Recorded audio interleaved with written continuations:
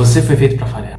Você foi feito pra falhar. Infelizmente, isso é uma coisa assim que às vezes a gente escuta muito. E é uma coisa ruim de se ouvir. Eu não desejo isso pra ninguém, eu não acho que a gente tem que ficar falando isso pra ninguém, eu não acho que a gente tem que ficar pensando isso da gente. Mas a gente foi feito pra falhar. Essa é a verdade. Não existem pessoas perfeitas, não existem coisas perfeitas. E essa frase faz ao mesmo momento muito sentido. É uma grande de frase. Às vezes a gente tenta fazer uma coisa, sei lá, tocar um violão ou, não sei, fazer um vídeo, manter alguma coisa. É muito triste isso, quando você percebe a sua limitação. Cara, você tenta, você dá o seu máximo, você faz o que você pode fazer e você não consegue.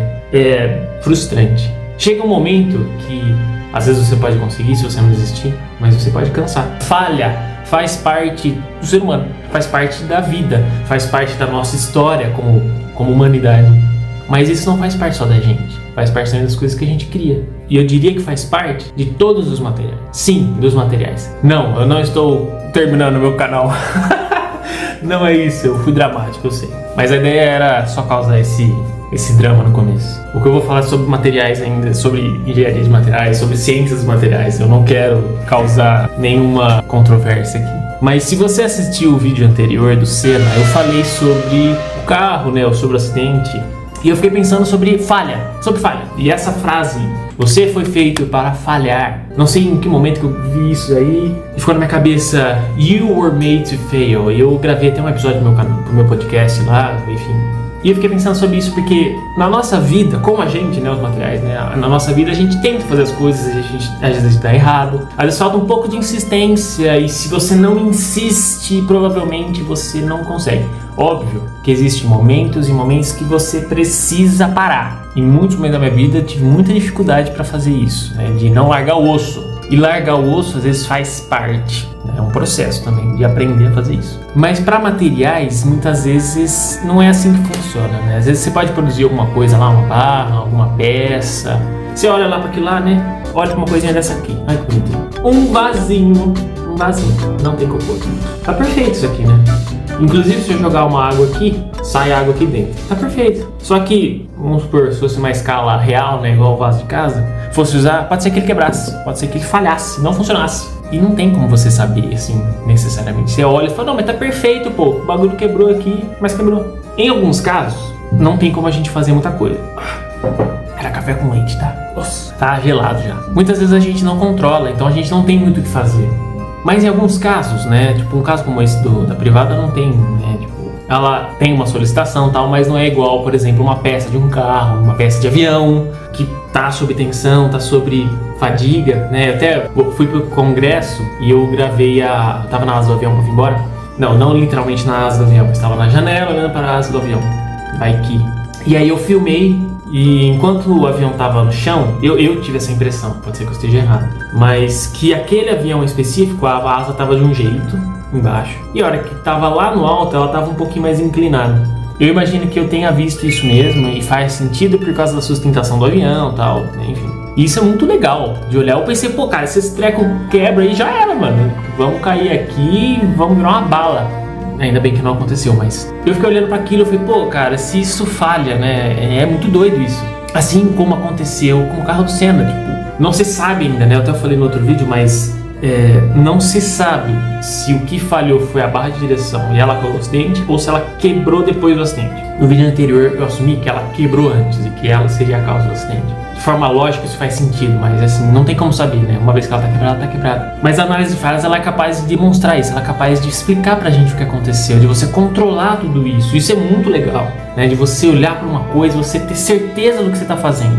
E você fala, ó, eu tenho esse período aqui pra consertar esse treco, porque esse período aqui é o período que tá me avisando. Tipo, isso tem que existir.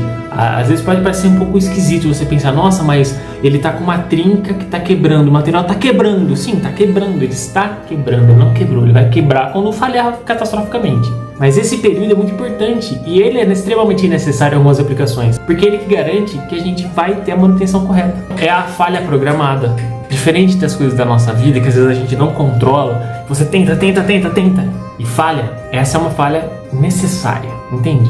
Às vezes o pessoal fala, não, mas isso é só para o seu crescimento. Que crescimento o quê?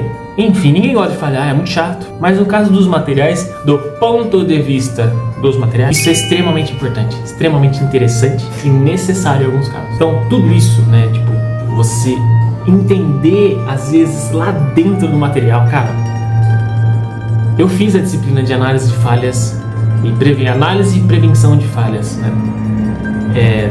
Do professor aqui, o professor Bolfarini se aposentou.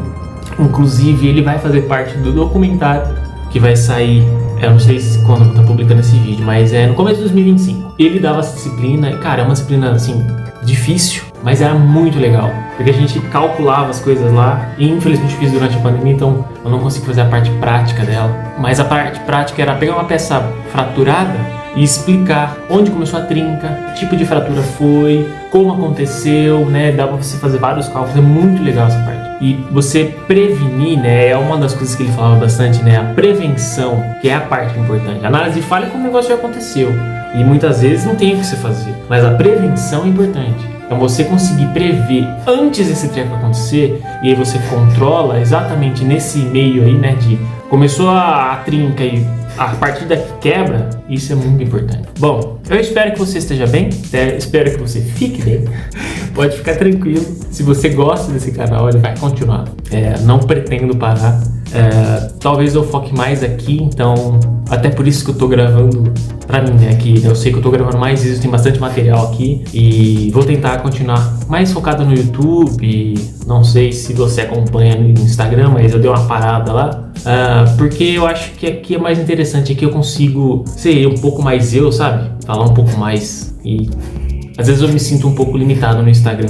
É muito amostra, sabe? É muito se amostrar demais. E aqui é diferente, não sei. Enfim, espero que você fique bem. Não sei se é começo de ano, se é final de ano, quando eu vou estar publicando esse vídeo. Independente disso, Feliz Natal pra você, né? Feliz Ano Novo. Que você tenha um excelente começo de ano. Provavelmente no próximo vídeo eu vou estar falando a mesma coisa. Porque eu não sei, né, quando que eu vou publicar esse vídeo, enfim.